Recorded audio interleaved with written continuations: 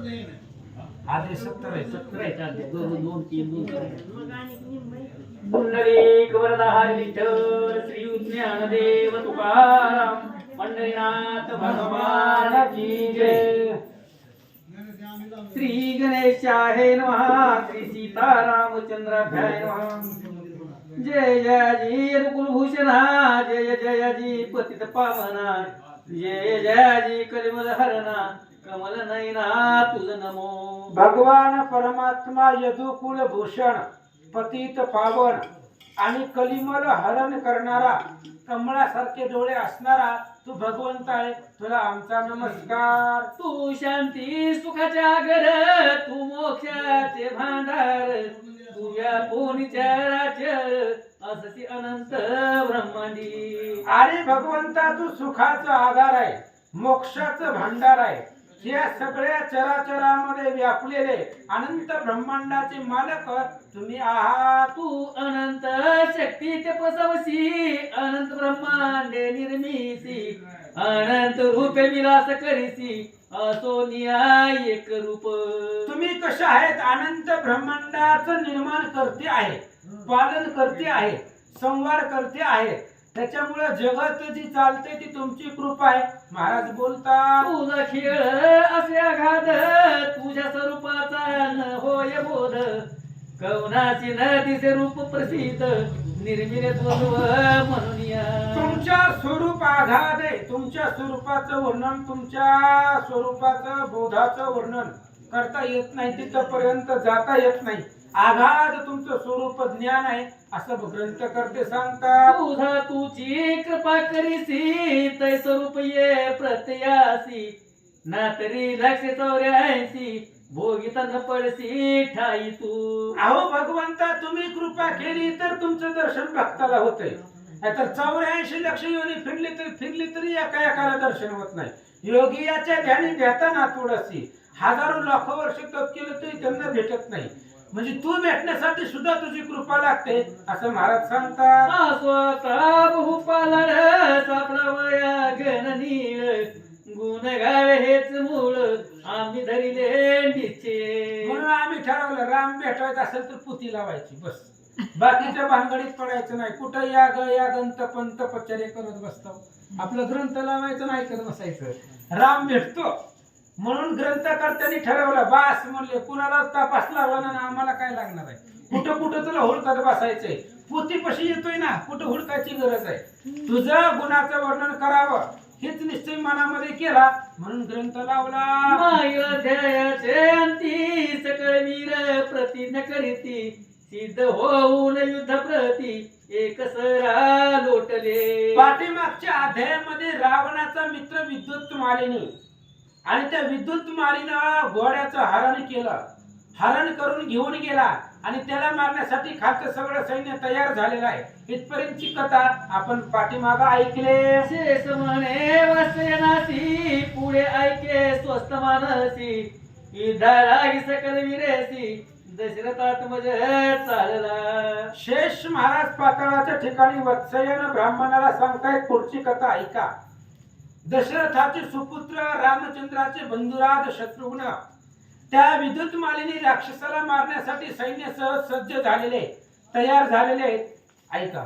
जैसे पाप्यावरी धावती दूत पाश घेऊन हाती.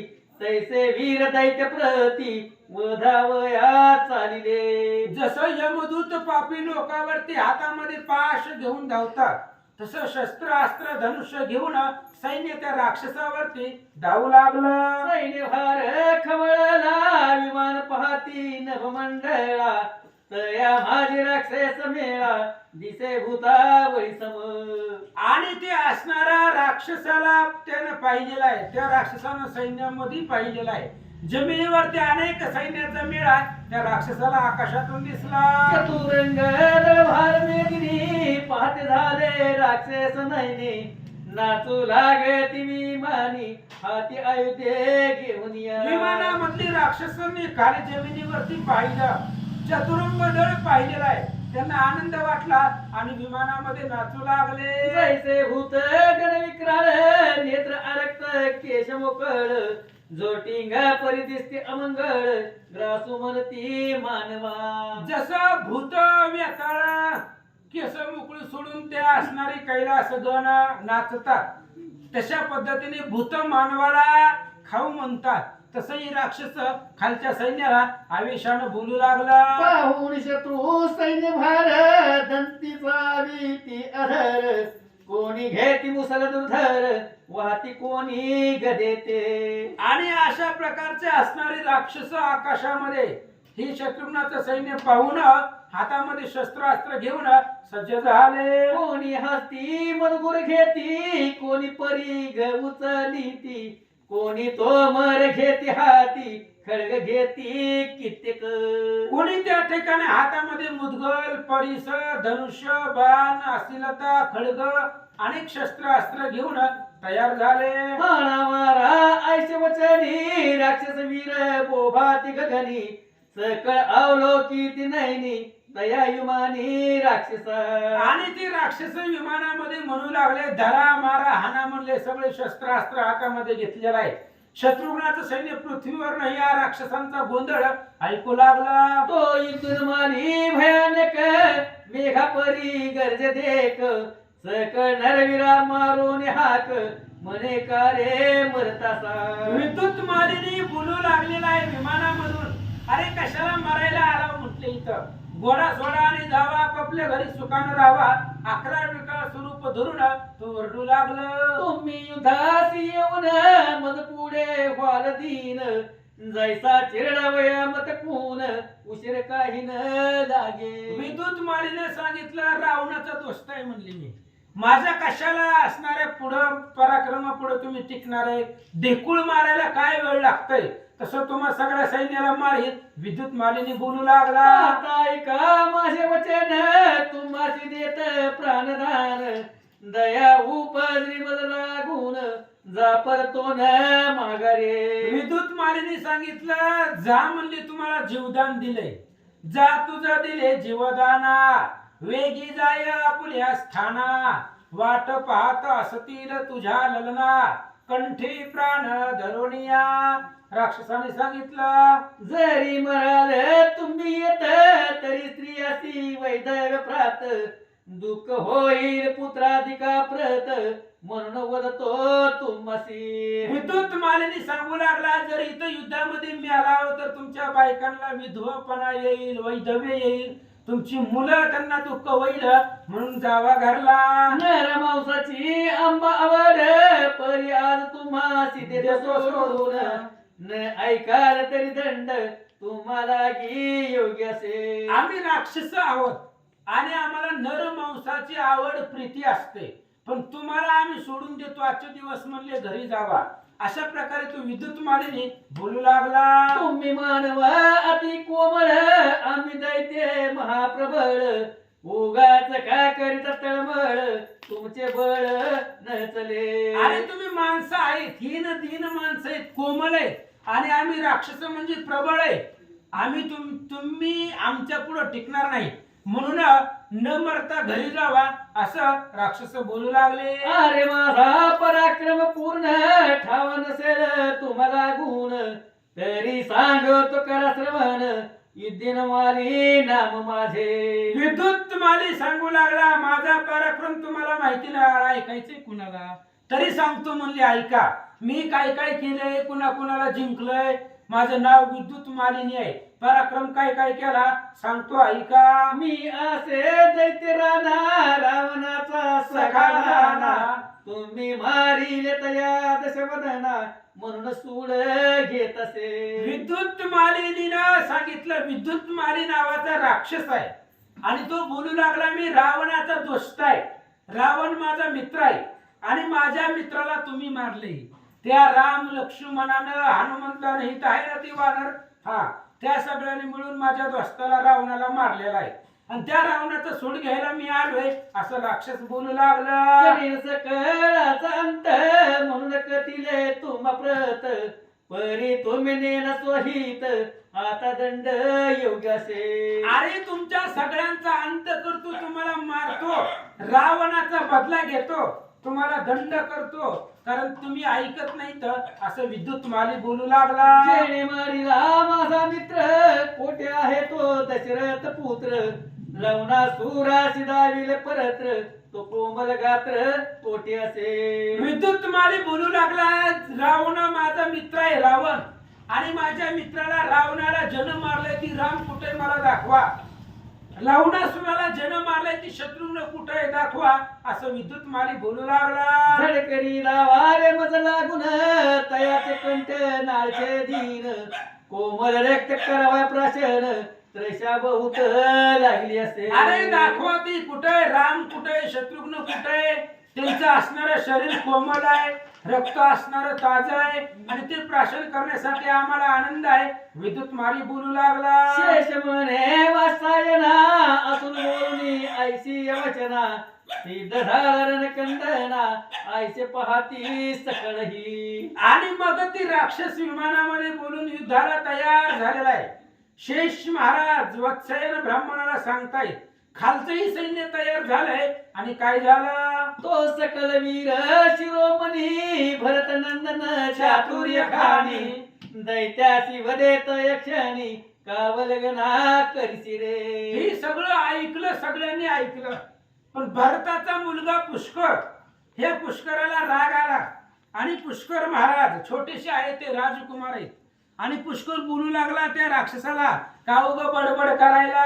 जे पराक्रमी पुरुष असती ते सोमुख्या पनानवर्णिती करणी करून दाविती तयाशी वाक्यनीती सर्वजण. पुष्कर त्या विद्युत मालीला सांगू लागला, अरे जे पुरुषार्थी असतात, ज्यांच्याकडे ताकद असते, ते तोंडाने बडबड करत नाही, ते युद्धामध्ये पराक्रम करून दाखवतात. पुष्कर महाराज बोलतात, आता पुरुषार्थ करी साच्या संहार करी शत्रुदळाचा झेंडा लागेल कीर्तीचा वल्गना सोडी मूर्खारे. पुष्कराने सांगितलं मूर्ख आहे का म्हणले तू, का उग बडबड बडबड करायला लागलाय, शत्रुघ्नाला दाखवा आणि रामाला दाखवा. अरे जे उपस्थित आहे त्यांच्या बरोबर युद्ध करणार, हारल्यावर पुन्हा बघू की बाकीचं कुणाला बोलवायचं ते, का बडबड बडबड करायला लागला, उगच युद्ध करून दाखव. पुष्कर महाराज बोलतात, मातंग मधून मत जाण अंकुशासे रे लहान परी तयाच्या कर्षण न लागता क्षण करीत असे. पुष्कराने उदाहरण दिलं, हत्ती मदमस्त झालेला हत्ती बलवान आहे, पण ते हत्तीला अंकुशानं आकळता येतं. ऐरावती रत्न थोर त्यासी अंकुशाचा मार, ते हत्तीला अंकुशानं आकळता येतं, असं पुष्कर महाराज बोलतात. तैसे आम्ही लहान वीर परीक्षेन तुझे करू जर आता कासयासी उशीर तुझ प्रतीती दावितो. पुष्कराने सांगितलं आम्ही लहान आहे. पुष्कर लहानच होता, सगळ्यामध्ये लहान पुष्कर आहे, कारण भरताचा मुलगा आहे, तो लहान होता, राजकुमार होता. आणि त्या पुष्कराने सांगितलं आम्ही जरी लहान दिसायला असलो तरी तुला आमचे पराक्रम दाखवाय बघायचंय का, दाखवतो. दिठीन पडला पंचानन तोवरी जंबुक करी गरजन गाठी पडत सोडी प्राण तैसी गती पावसील. अरे बाबा, जोपर्यंत सिंह दिसत नाही तोपर्यंत कोल्ह्याची बडबड बडबड असते, आणि सिंहाचं दर्शन झाल्याबरोबर कोल्ह्याचा कंठ सिंह फोडून टाकतो, तशी तुझी अवस्था झाली. पुष्कर बोलतो, आता मुचा पराक्रम तुझ लागी दावी तो पूर्ण जेने मारी दश कंठ रावण तयाचा प्रताप न ओळखीसी. अरे मूर्ख आहे राक्षस, अरे ज्याचा तुझ्या मित्राला त्या रावणाला मारले त्याच्यावर प्रचिती घ्यावी ना, रावण मेला तुझं काय आहे. त्याच्यामुळं ज्या रामानं रावणाला मारलं त्या रामाचा पराक्रम ओळख. पुष्कर बोलतात, तू वामुचा अश्वधरीला तो सोडून देई वहिला मग प्राणदान देतो सकळा तुझ समवेत असुरासी. सगळ्या सैन्यामध्ये सगळ्यात लहान भरताचा मुलगा पुष्कर बोलू लागला, हे बघ तू आमच्या यज्ञाचा घोडा पकडलाय, ती घोडा सोडून दे, दिला तर तुला प्राणदान, तुझ्या सगळ्या सैन्याला जीवदान देतो, असं पुष्कर बोलतात. तरी आले तुझ मरण ऐसे जाण सत्य वचन ग्रह काकाधिका लागून भक्ष आज मिळेल. जर तू घोडा माघारी दिला नाही तर मरण 100%. कारण तुला आम्ही मारणारच. आमच्यामध्ये बलवान सैन्य आहे. मग गिधाड घुबड हे तुझं असणारं शरीराचं मांस खातील असं पुष्कर बोलतात. तू आससी मुखे शूर आम्ही न म्हणो तुझा वीर दावी आता पराक्रम थोर काय असे तो झडकरी. अरे तू फक्त शूर आहे, तोंडानं शूर आहे, अंगामध्ये बळ आणि ताकद नाही. उगा विमानात बसून बडबड करायला ये की खाली. युद्ध करायचं तर उत्तर संग्रामामध्ये रणांगणामध्ये तोंडानं मगापासून बडबड बडबड करायला आम्ही त्याला वीर म्हणत नाही. आम्ही ऐसे वीर जाण विध करीते जे दारुण ते अशुद्ध प्रवाह करून प्राशन उदरण भरण करावे तो. अरे आम्ही म्हणजे युद्ध करून दाखवतो, आम्ही बोलत नाही. आमच्यापाशी बोलायला टाइम नसतो. आम्ही डायरेक्ट युद्ध करतो, मारतो. अशा प्रकारे पुष्कर बोलू लागला. थोडा तरी पराक्रम करी मग गर्जना शोभेर समरी हा बैसोनी विमान भितरी वर्णिसे आपुल्या पराक्रमा. पुष्कराने सांगितलं, अरे काहीतरी एखादा बाण तरी सोड रे, लाजत काजत तरी एखादा तरी बाण सोड म्हणली की काहीतरी पुरुषार्थ दाखव. उगत विमानामध्ये बसून बडबड करायला, मग त्या बडबडीला शोभेल एवढा तरी पराक्रम कर. पुष्कर महाराज बोलतात, आयशे पुष्कळाचे वागवान भेदले अंत करणी जाऊन ते म्हणे मानव मम पराक्रम न जाणे तुम्ही अदम. आणि तो असणारा पुष्कर बोलल्याबरोबर राक्षसाच्या विद्युत मारीच्या काळजाला लागलं आणि त्याने सांगितलं, अय मानवानो, बघायचं काय पराक्रम, दाखवतो बघा. क्रोधावेशे तो असुर दात खाऊनी कर कर हाके गरजवी अंबूर धनुष्य हाती घेऊन या. राग आला राक्षसाला, कर कर कर कर दात खाऊ लागला. हातामध्ये धनुष्यबाण घेतला, काय करू लागला. माने मान हो मम पराक्रम न जाना तुम्ही अधम तरी आताची वैवस्तव धाम तुम्हाला घे दावितो. विद्युत मारीने सांगितलं, मूर्ख मानवांनो, माझा पराक्रम तुम्हाला माहित नाही तर त्या यमाचं मंदिर तुम्हाला आताच दाखवतो असं बोलू लागला. ऐसे बदोनिय उत्तर काढी शक्ती अनिवार अभिमंत्रण करून पुष्कलावर सोडी तापय झाला. विद्युत मारीनं असं बोलला, दुर्धर अशा प्रकारची शक्ती बाहेर काढली, पुष्करावर सोडले. ते पुष्कळे करून अवलोकन सोडीने प्रखर तीन बाण तेने शक्ती त्रिखंड होऊन भूमीवरी पडली. पुष्करानं बघितलं, रामनामांकित 3 बाण सोडले. 3 बाणानं 3 तुकडे शक्तीचे केले. आश्चर्य वाटले सकळासी परी असुर चढला अवेशी तेने त्रिशूळ घेऊन हस्तेसी पुष्कळावरी फेकिला.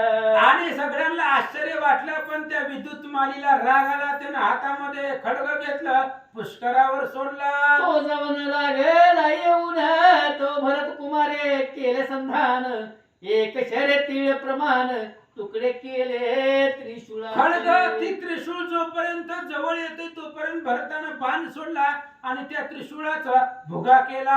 आणि सोडीले प्रखर बाण ते जाऊन चपळे समान असुराचे हृदय पूर्ण भेदुनिया गुप्त झाले. अनेक प्रकारचे प्रखर बाण पुष्करानं सोडले, राक्षसाच्या हृदयाला लागले, पण ते प्रभाव झाला नाही, गुप्त होऊन गेले. तेने भडबडा बाहेर उदीर दैत्यासी वाटले आश्चर्य थोर क्रोधे खवळून या असुर काय करीते ऐका. तेवढ्या वेळामध्ये ते राक्षस रागवलं, महाराज एवढी एवढीच पोरग आपल्यावर बाण सोडतोय.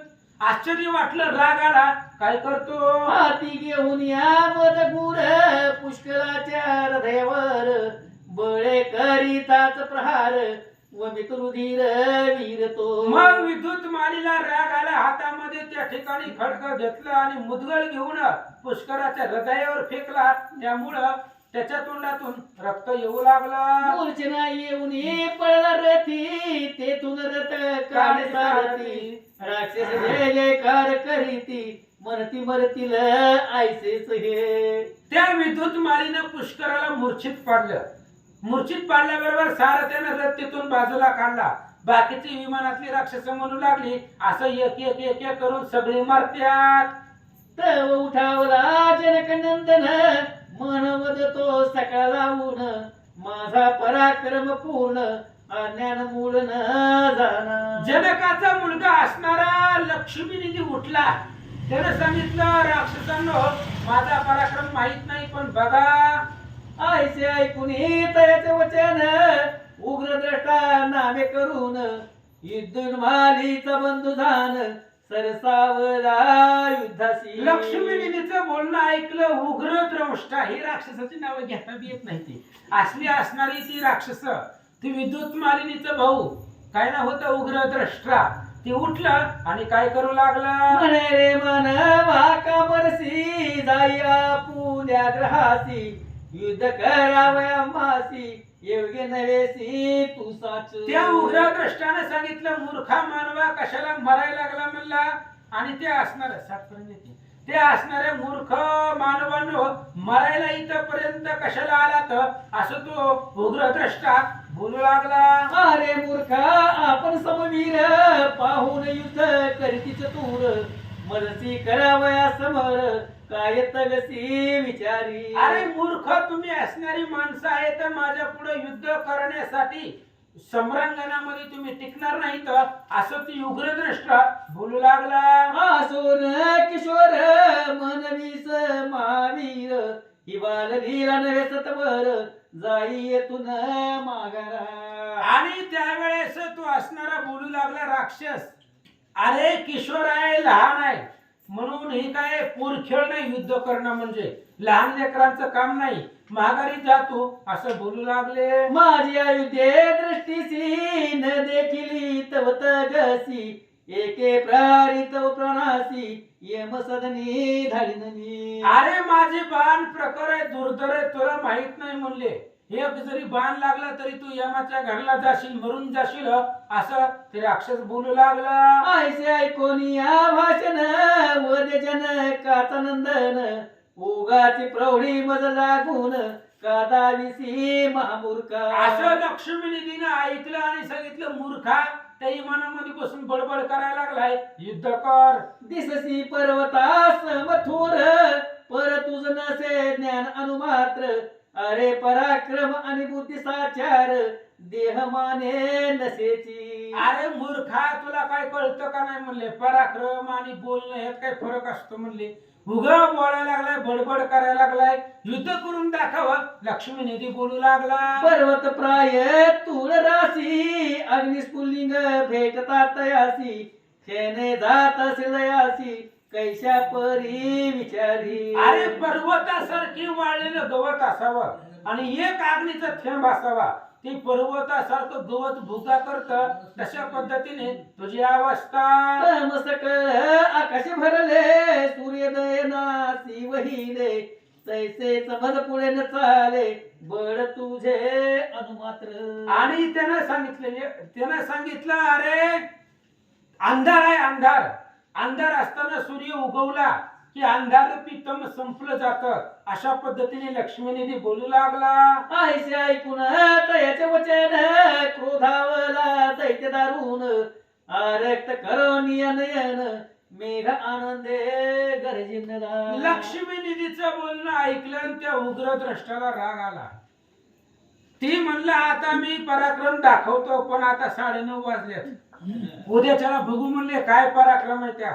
लक्ष्मी निधीचं विद्युत मालिनीचा भाऊ उग्र द्रष्टा यांचं युद्ध कसं होत आहे उद्या ऐका. कुंडली कवरधारी विठ्ठल श्री ज्ञानदेव तुकाराम पंढरीनाथ भगवान की जय.